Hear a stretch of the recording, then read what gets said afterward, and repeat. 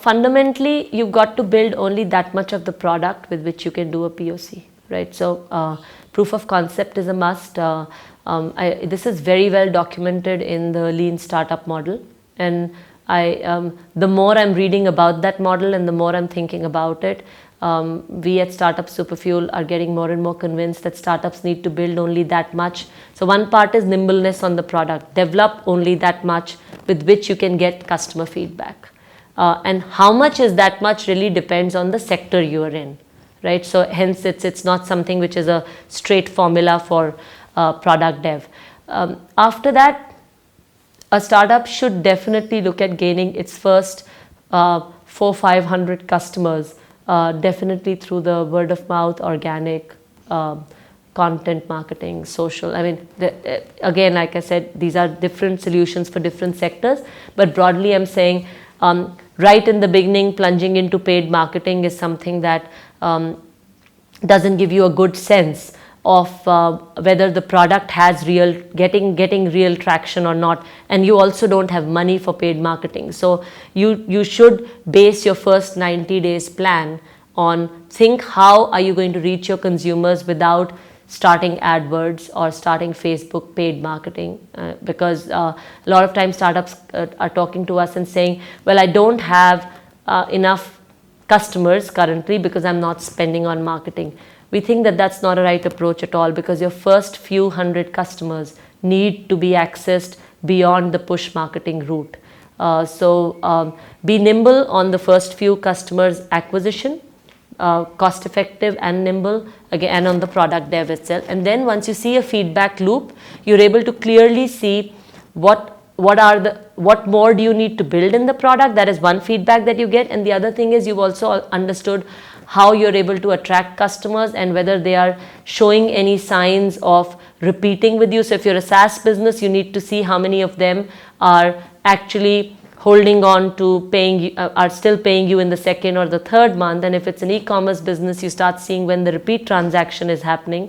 If it's a big data business serving the corporate segment, big company segment, again, you've got to see what kind of time is it taking to convert the first customer from the time you first pitched, and what is the annual value that this customer is going to hold for you. So some of these things is what we call a commercial POC, and these things have to be done to really specifically answer the question that how do you do it with limited budgets and time. I think you just need to make sure that you're not spending significant amount of your time and money on paid marketing, and your product development has not already taken you a lot of time. You've built for 8-9 months, and the first time you're going to show it to your customers, you're realizing that it's not really working, but then you've spent so much time on it that you yourself start getting so committed to the idea that you want to push it further.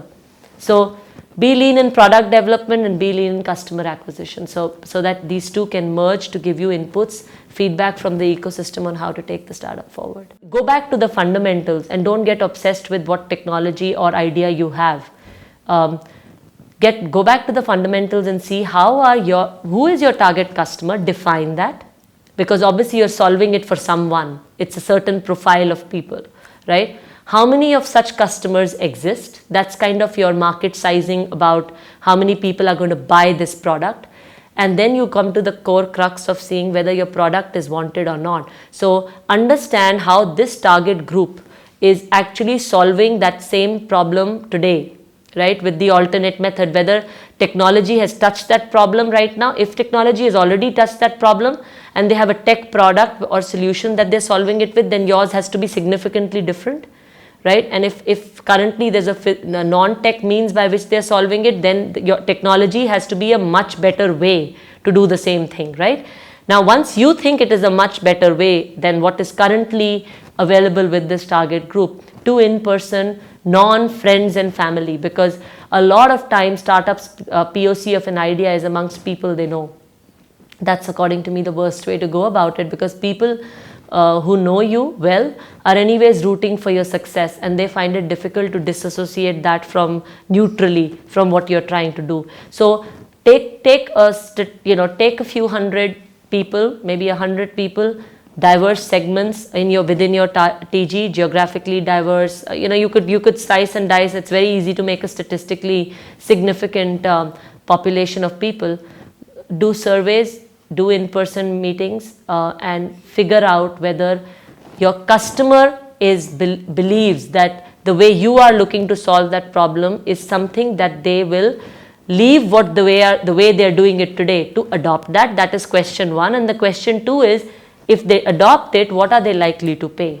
So I think that if you do these two things and then you multiply what they're likely to pay, if the answer is a resounding 80% of people believe they're going to switch over to your product, right, for that same solution, and it's a large enough population, and they are willing to pay X, multiply that X, it's very simple, and you would say, okay, the problem of that my product could end up becoming this kind of a monetization opportunity in 5 years from now. And that to me is the idea validation, very straight, simple. Even in the brick and mortar world, when a new product is being created, a physical product is being created, or a store is being opened, this is exactly how they do their catchment understanding, and whether people are going to adopt it and what are they going to pay, and hence what opportunity that presents.